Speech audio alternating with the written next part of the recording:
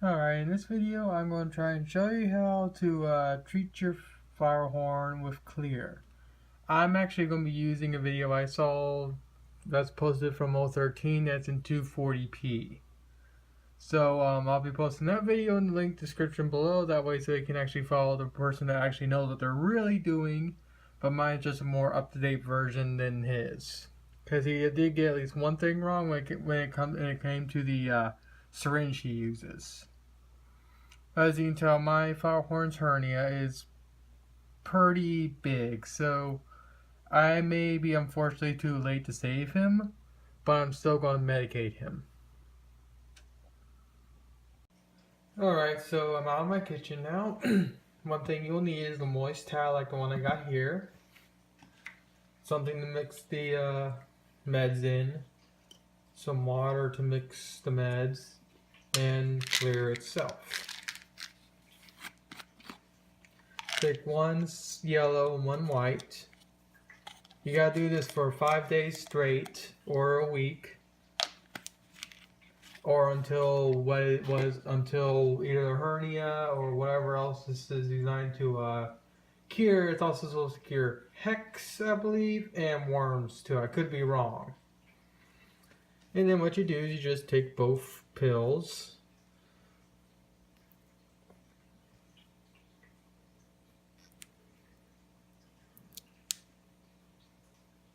The yellow pill will stain, just so you know. And it can be a bit of a pain in the butt to get off of whatever it stains.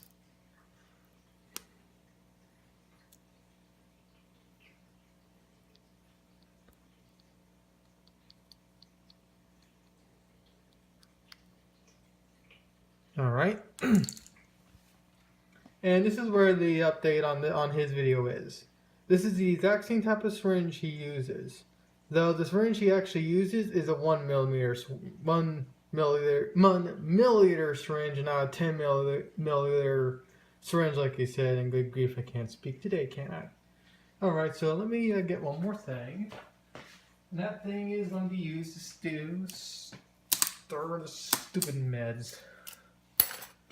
I'm not really that organized right now, sorry. And something to stir the meds. Alright, so this is where I'm also going to be using a little bit of advice from the FlowerHorn group I'm in. I'm going to take 1.5 millimeters of water from this little cup and just put it into the little container.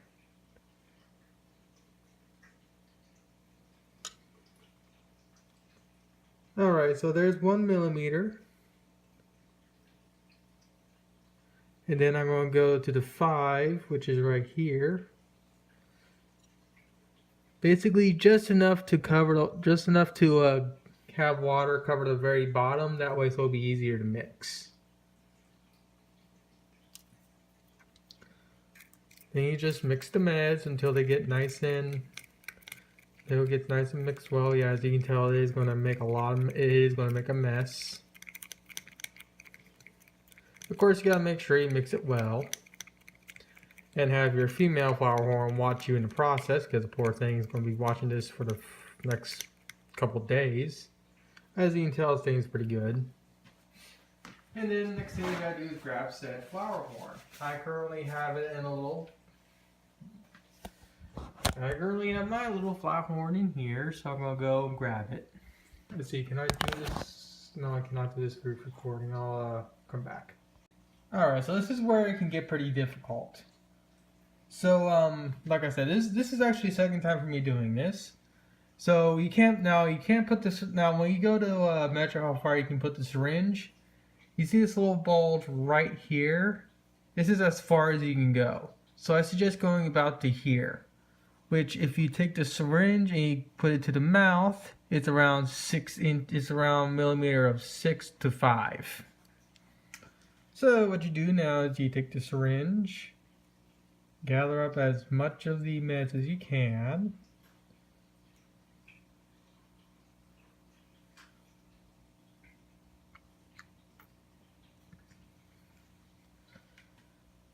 Then you make the fish hate you for a second by jamming it in its mouth.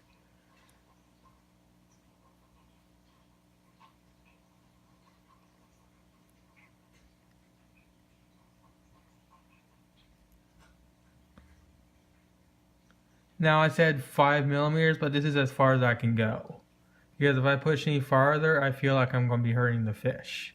So what I'm going to do is I'm actually going to pull out to millimeter 0.3 and then just syringe this crap into his gullet. Oop, no, I can go a little further. Okay.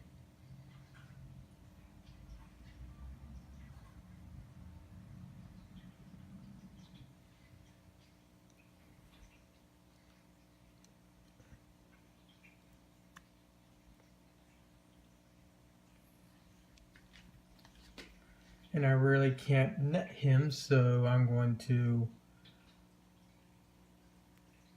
pick him up.